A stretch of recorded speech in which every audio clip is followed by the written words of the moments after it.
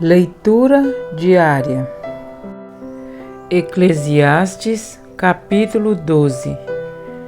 Lembre-se do seu Criador nos dias da sua juventude, antes que venham os dias difíceis e se aproximem os anos em que você dirá: não tenho satisfação neles. Antes que se escureçam o sol e a luz, a lua e as estrelas, e as nuvens voltem depois da chuva. Quando os guardas da casa tremerem e os homens fortes caminharem encurvados, quando pararem os moedores por serem poucos, e aqueles que olham pelas janelas enxergarem embaçado, quando as portas da rua forem fechadas e diminuir o som da moagem, quando o barulho das aves o fizer despertar, mas o som de todas as canções lhe parecer fraco, quando você tiver medo de altura e dos perigos das ruas, quando florir a amendoeira, o gafanhoto for um peso e o desejo já não se despertar. Então o homem se vai para o seu lar eterno, e os pranteadores já vagueiam pelas ruas. Sim, lembre-se dele antes que se rompa o cordão de prata, ou se quebre a taça de ouro, antes que o cântaro se despedace junto à fonte, a roda se quebre junto ao poço, o pó volte à terra de onde veio, e o espírito volte a Deus que o deu. Tudo sem sentido, diz o mestre. Nada faz sentido, nada faz sentido. Conclusão: além de ser sábio, o mestre também ensinou conhecimento ao povo. Ele escutou, examinou e colecionou muitos provérbios. Procurou também encontrar as palavras certas, e o que ele escreveu era reto e verdadeiro. As palavras dos sábios são como aguilhões, a coleção dos seus ditos como pregos bem fixados, proveniente do único pastor. Cuidado, meu filho, nada acrescente a eles. Não há limite para a produção de livros, e estudar demais deixa exausto o corpo. Agora que já se ouviu tudo, aqui está a conclusão.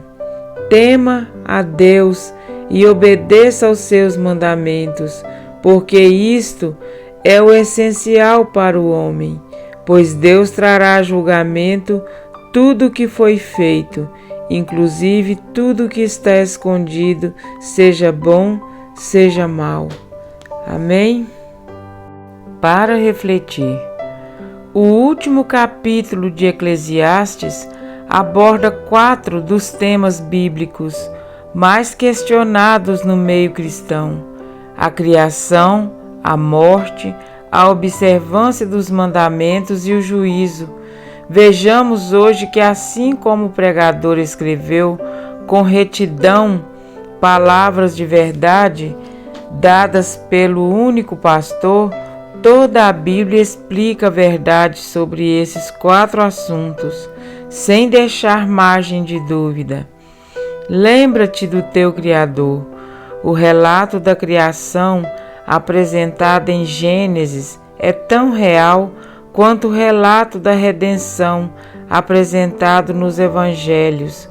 A expressão lembra-te também aparece no 4º mandamento da lei de Deus, Êxodo 28:11, que, por sinal, é o único mandamento que nos remete a Deus como Criador. O livro de Salmos confirma o relato de Gênesis, Salmo 33, 6 e 9, Salmo 104.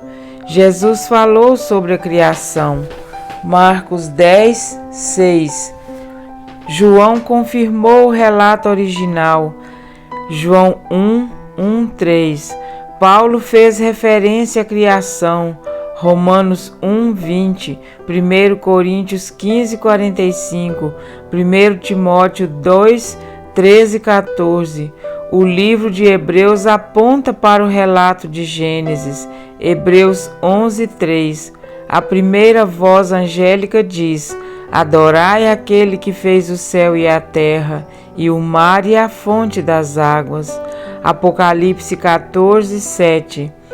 E o pó volte à terra, como era, e o espírito volte a Deus, que o deu.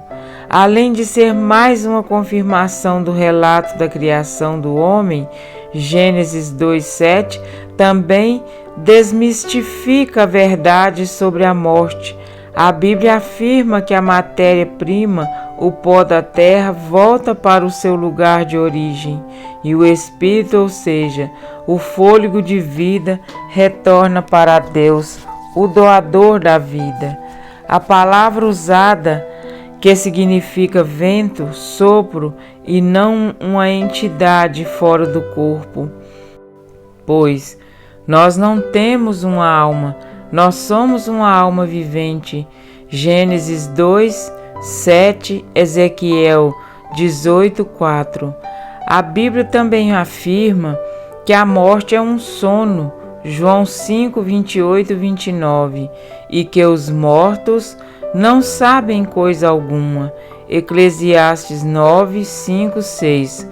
O próprio Jesus comparou a morte com o sono. João 11, 11, 14. E o apóstolo Paulo também. 1 Tessalonicenses 4, 13 e 14. De tudo que se tem ouvido, a suma é: teme a Deus e guarda os seus mandamentos, porque isto é dever de todo homem. A conclusão apresentada por Salomão é a mensagem que foi apresentada a Adão e Eva antes do pecado, aos homens antes do dilúvio, a Israel no Êxodo e a nós hoje. Apocalipse 14, 7, 12. O maior salmo e capítulo da Bíblia é dedicado inteiramente à exaltação da lei de Deus e se encontra no centro das Escrituras. Jesus disse: se me amais, guardareis os meus mandamentos. João 14, 15. Tiago reforçou: pois qualquer que guarda toda a lei, mas tropeça em um só ponto, se torna culpado de todos. Tiago 2, 10. João confirmou: porque este é o amor de Deus, que guardemos os seus mandamentos. Ora, os seus mandamentos não são penosos. 1 João 5, 3. Paulo reforçou: a lei é santa, e o mandamento santo e justo e bom. Romanos 7, 12.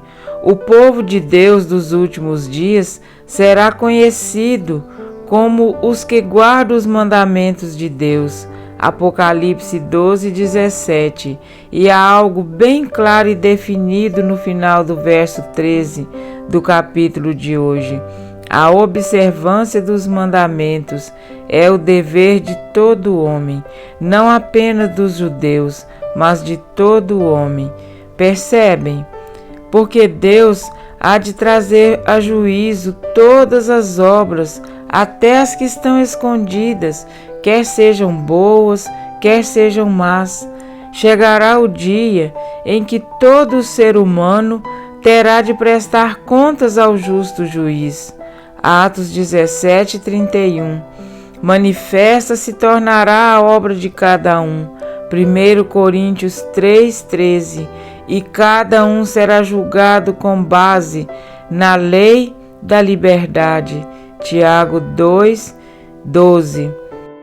Tiago chama os 10 mandamentos de lei da liberdade, lei sob a qual seremos todos julgados, e ainda reforça: mas aquele que considera atentamente na lei perfeita, lei da liberdade, e nela persevera, não sendo ouvinte negligente, mas operoso e praticante, esse será bem-aventurado no que realizar.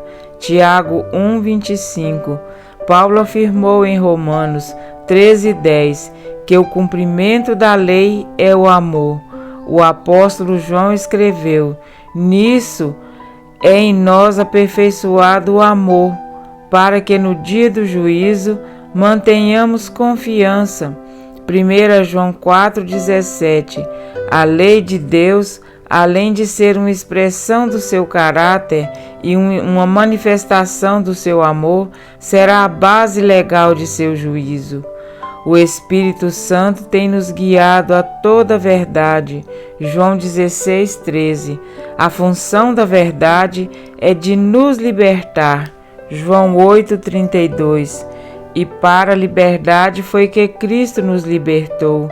Gálatas 5:1.